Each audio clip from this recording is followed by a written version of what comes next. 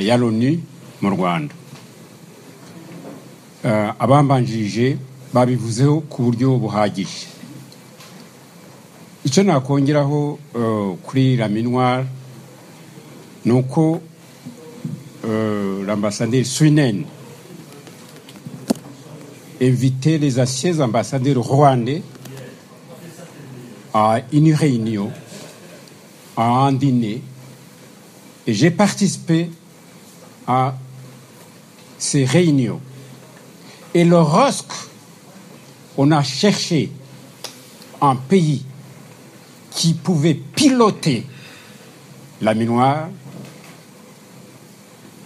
je me suis levé pour dire que la Belgique doit assumer ses responsabilités.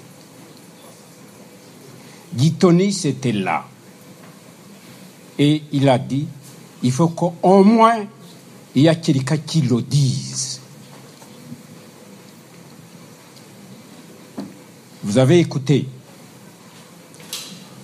les manquements, l'échec. Ce que j'ai encore à ajouter, l'ONU envoie une mission, quel que soit le nom. Mais ces gens-là ne connaissent pas le pays. Et il faut qu'ils se renseignent, ces personnes. Cette méconnaissance, c'est un défaut de l'ONU, des Nations Unies. Les militaires, parmi vous, il y a sûrement les gens qui soit ont exercé ou ont fait le service militaire. Pour qu'un militaire affronte l'ennemi, il faut du courage. Il faut un attachement profond de son militaire à son pays. Mais ces gens-là qui viennent de partout, ils n'ont pas cette volonté de se faire tuer.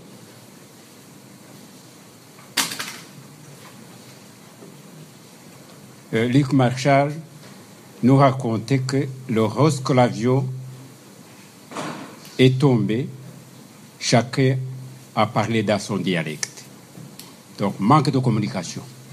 Il n'y avait rien qui pouvait passer. Le commandement ne pouvait rien faire. Alors, je vais vous parler un peu, parce que ça a été dit. L'ONU, nous sommes liés à l'ONU, en fait. Le Rwanda, notre pays, est lié à l'ONU. Parce que l'ONU, la Société des Nations, après la Première Guerre mondiale, les Allemands perdent leur territoire en Afrique. La Société des Nations nous demande à la Belgique d'assurer ce qu'on a appelé le mandat. Après la Deuxième Guerre mondiale, ce mandat a été succédé par un régime de tutelle. Et nous avons cheminé sous ce régime. La Belgique devait faire un rapport aux Nations Unies. Et ce que je sais, parce que je commençais à ouvrir les yeux avec l'enseignement, en 1953, l'ONU est venue au Rwanda pour inspecter, se rendre compte. Une délégation est venue. Qu'est-ce qu'ils ont constaté? Et qui n'avait pas été signalé. L'Ubuhake, au Bogarago. La représentation de la majorité dans le pouvoir. Baravuze bati ubwo buhake shebuja n'umugaragu qu'est-ce que ça signifie? Mais aucun rapport n'avait été effectué sur ce point. Mu nkiko mu bashefu nta muhutu urimo. Et c'est là où est parti kugabana. Bon, Rudahigwa bamuforosa donc kugira ngo ashyire itegeko ryo kugabana inka. Muzi ko shebuja yafataga les 2 tiers. Ah non, c'est ça, un tiers, umugaragu agafata 2 tiers. Mais c'est comme ça, un tiers et 2 tiers. C'est comme ça. Mais que ça soit autre chose, mais je vais vous dire comment ça n'a pas marché. Qu'est-ce qui s'est passé? Shebuja yamaraga gufata sotier n'umugaragu we wamuhatsweho panda igihe kirekire. Amubwira ati maintenant ntukiri umugaragu wanje ubaye inshuti, fata iye tiers ariko tugumane ubucuti. Dans le parler, dans le langage, c'était vrai. Mais dans la pratique, il y a un umugaragu. J'ai vu ça. Buracha l'ONU iza kuza mu Rwanda, et on a vu nous sommes liés avec l'ONU parce que je vais vite. Igihe hari habaye la déclaration de Gitarama, bakuraho ubwami, bashyiraho idarapo, ainsi de suite. Et ce sont les partis, donc en grande partie composés par Abahutu. Inari yari ifite les membres en grande partie Abatutsi. Ariko Inari yari izi ko hari umuntu witwa Loni ushobora kuvuguruza ibyo Abahutu bakoze n'Ababirigi barabyemeye. Twe ntabwo twari tubizi. Bajya kurega muri Loni. Areze muri Loni irabireba iti nihabe kamarampaka.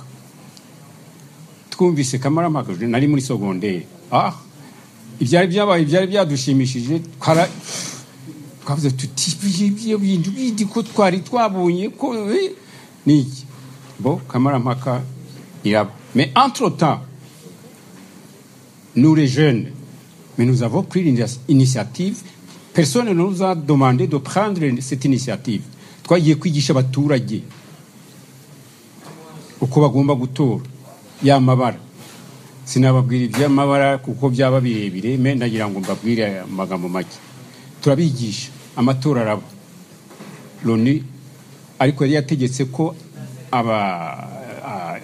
abari barahunze n'abari bafunzwe bava mu munyururu, abahunze bakagaruka. Byarabaye.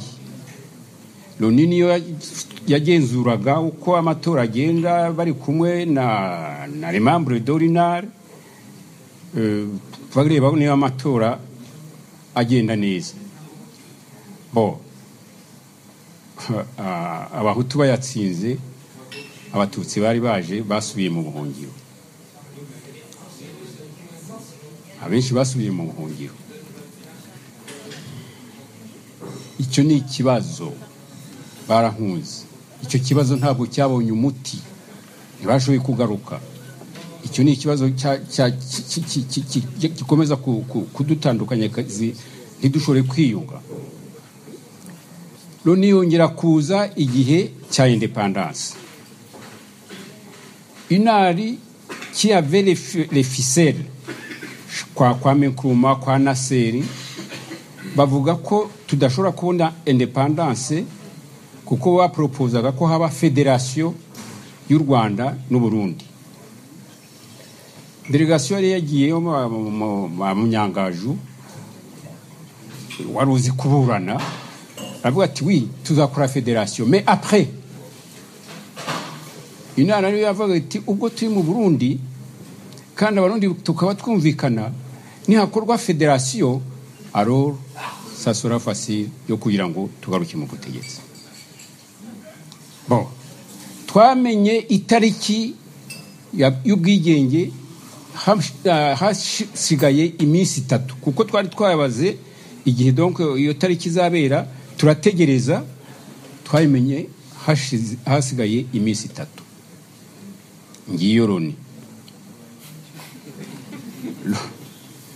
Loni iza noneho kamarampaka nayivuze Loni iza uri ntuza donc muri ingi ya minwari iragarutse babivuze clairement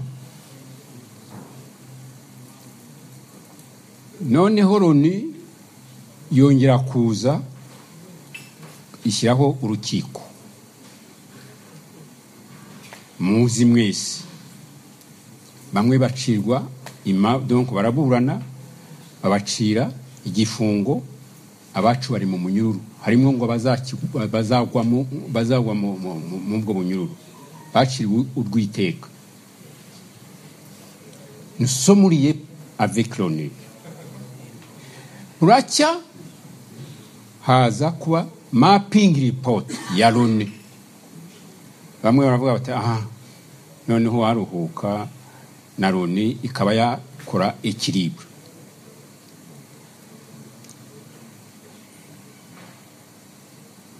Sinzi niba hari iminsi 3 secrétaire général de l'ONU aje Kigali. Muri urwo rugendo niba hari umuntu wumvise declaration yabaye y'urwo rugendo yabitubwira ariko nje ntayo numvise.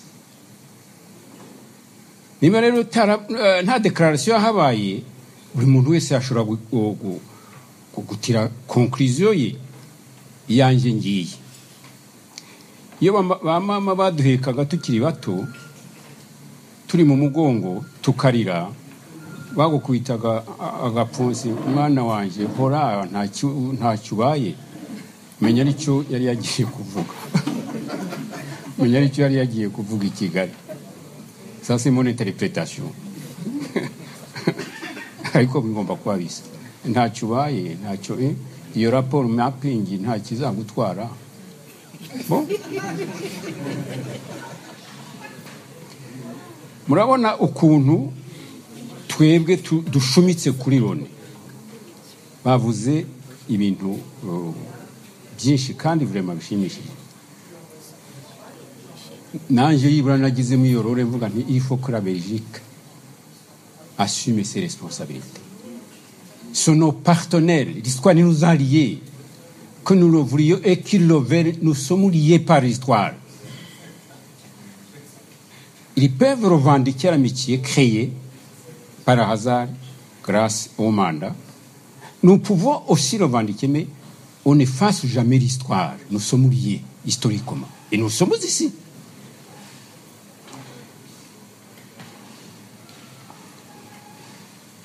Jonathan yabajije ibibazo mu gitondo. Na Sixwell yaravuze ati uzatubwire abashakira ibisubizo aho bitari. Badata na basogokuru kubera ko hambere twigiraga inyuma y'iziko autour du feu. Baratubwiraga ngo iso aragusabira nta kubakira. L'ONU peut nous aider, mais ne construira jamais le Rwanda à notre place. Jamais. Si c'était possible, j'aurais pu le voir dans les différents pays que j'ai visités. Niba rero ibintu byifashe gutyo mukaba mwumvise ibibazo Jonathan yavuze mu iki gitondo. Voilà ce que je propose. Ce pays nous appartient. Abatwa bakiriho, abatutsi bakiriho, abahutu bakiriho. Ça nous appartient. Ou nous prenons courageusement la décision de tourner le dos au mal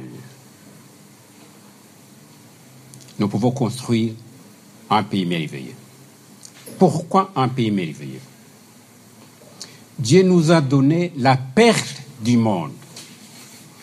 Abanyarwanda bicaye ku kirunga cya zahabu, mais ntibabizi.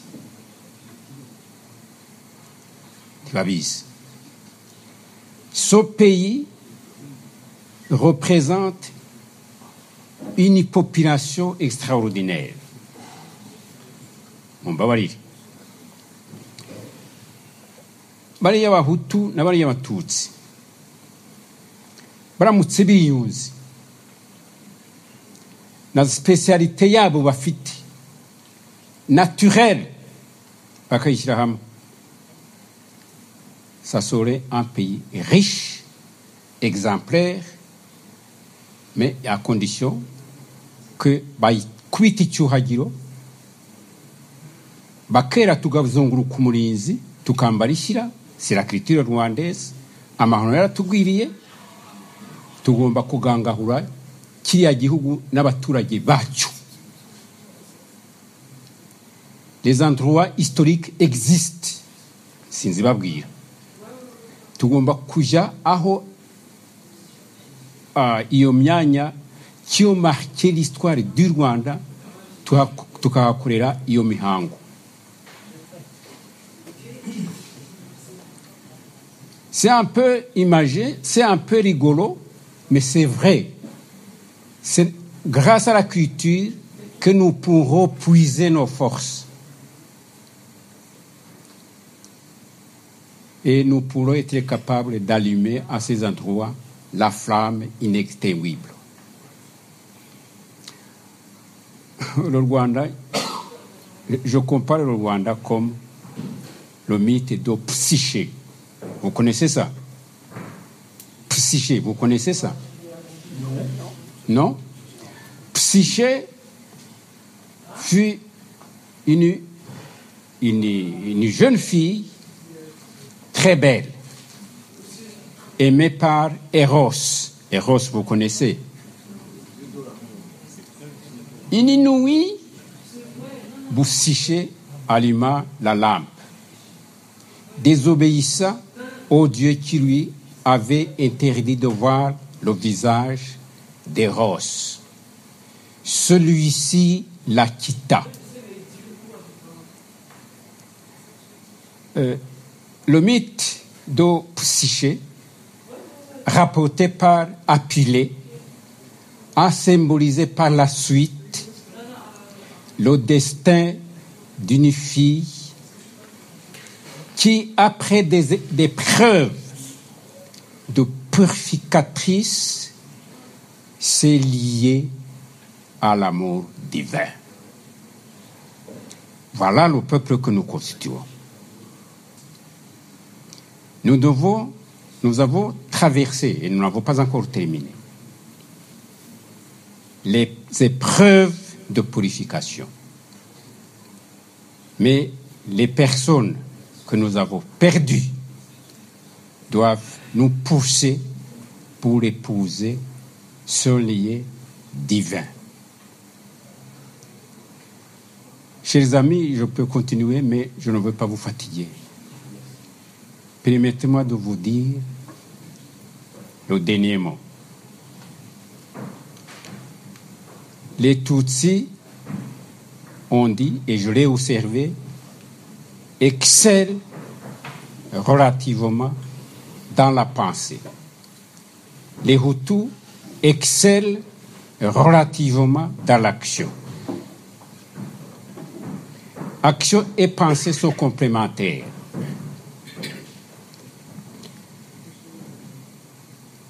La pensée, pendant l'action, se décante, mûrit et s'adoucit dans sa retraite. L'action, pendant le temps de la méditation, acquiert plus de densité, se revigorise en attendant l'heure de son combat. Le jour où les Hutus et les Tutsis se réconcilieront et alternera ses actions entre eux, vous serez un pays d'exemple émerveillé. Merci.